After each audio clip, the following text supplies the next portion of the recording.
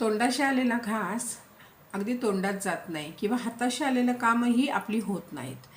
आणि खूपदा असं होतं की आपण प्लॅनिंग खूप करतो, अक्षरशः इतकं प्लॅनिंग करतो, त्याच्या मागे इतकं धावतो आणि बऱ्याच साऱ्या परमिशन्स हव्या असतात त्या कामासाठी, त्याही घेतो आणि खूप आनंदाने त्याची वाट बघतो की आता माझा तो रिझल्ट येईल, आता माझ्या कामाची सुरुवात होईल आणि मी केलेल्या कामाला आता फळ मिळेल. आणि ते मिळत नाही मंडळी.